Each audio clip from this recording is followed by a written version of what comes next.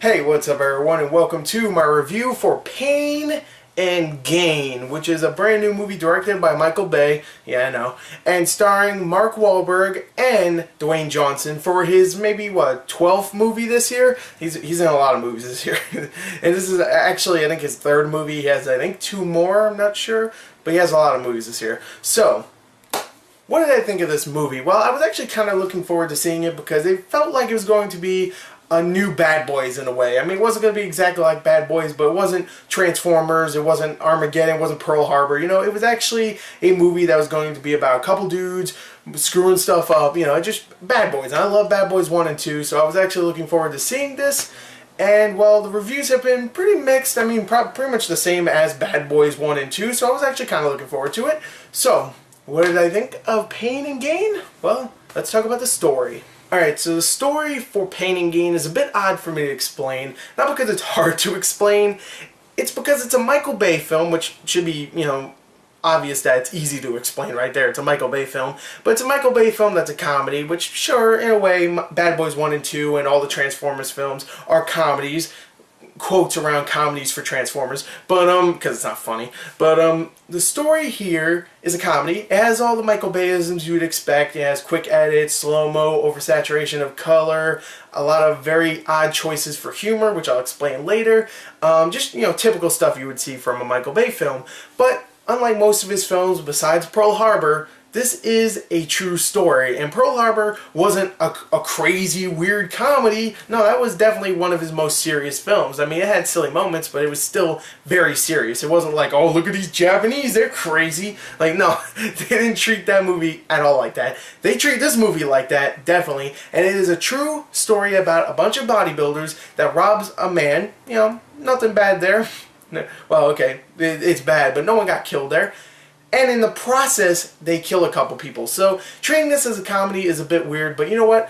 I'm just going to treat it as a movie right now. And the story here, of course, follows Daniel Lugo, who is played by Mark Wahlberg, who is a bodybuilder that wants more out of life. So what he decides to do is he's going to team up with a couple of other bodybuilders, played by Dwayne "The Rock" Johnson and Anthony Mackie, and rob this guy that is loaded, that Daniel Lugo knows. He's going to pretty much, take him, torture him, make him sign a few wagers, waivers, not wagers, waivers, and get all of his money. And if that happens or not, you'll have to watch the movie, or if you read a newspaper in the 1990s, and you might know what happens. So, yeah, the story here is very, very, it's a true story, but even if it wasn't a true story, it's, somewhat generic. You know where it's going to go. It's kind of predictable, especially if it, you know the true story itself. And I'm not sure if all the things they put in this film are true, but for the most part, it does follow what the story was, because I did read about the story a bit, and it did follow it for the most part from what I've read. And yeah, the story here is actually, entertaining, engaging for the most part. It's pretty long, which, most Michael Bay films are really long. I don't think he's ever made a really short one, but it's long, it's engaging. I think the performances are great here. I think Mark Wahlberg did a great job as Daniel Lugo, even though he's a complete dick in this film. I thought he did a really good job. My favorite one is Dwayne "The Rock" Johnson, who we've seen plenty in this film, in this year, and he is great in this. At first, you actually care for him, because he's not the typical bodybuilder. You think, oh, you look at The Rock, he's going to be a dick to everybody. He's actually a nice dude. He found Jesus, he's a good dude. He just wants to be friends. He doesn't want to hurt anybody. He's a good dude, and you actually care for him. And I like the escalation of his character throughout the film. I actually really thought that was great, and he did a great job with it. He's very funny. He's very fun in the film. You actually really like his character. Except, I'm pretty sure you probably wouldn't like him in real life, because he's based on a real guy that committed murder, but whatever. Anyway, and Anthony Mackie's great as well in the film. Tony Shalhoub plays the guy that they rob, and he's great as well.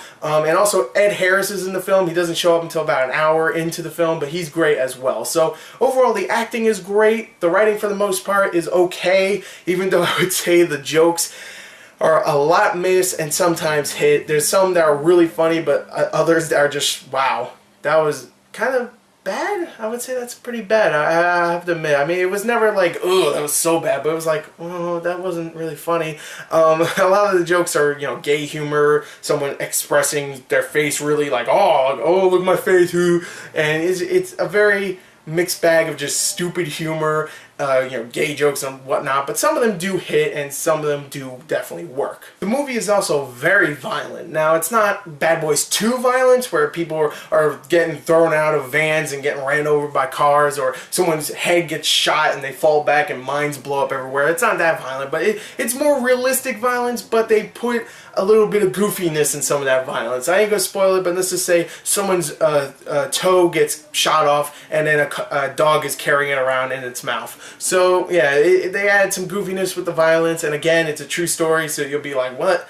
Okay, but again, I just watched it as a movie, not as a movie that was based on a true story, even though it says it right on the poster, this is a true story, watch it. Like, no, like, I just watched it as a film, and it was fun, it had a lot of violence in it, it was very dark, it really was, but I did really like the acting. I thought some of the humor was funny, but a lot of it did miss, but the movie itself went by really quick. Even when some of those jokes did miss, something else would hit, and it would just keep going on, and I completely forgot what missed. And I think everybody did a great job here, acting-wise. Everybody was energetic, had fun, no boring roles at all. It was quick, it was entertaining, it was a true story that I think actually did a decent job of telling what happened, except they made it a comedy again. So there was funny moments, there were some really unfunny moments, but it was still a fast, energetic ride with some good acting. I think Pain and Gain is a good movie.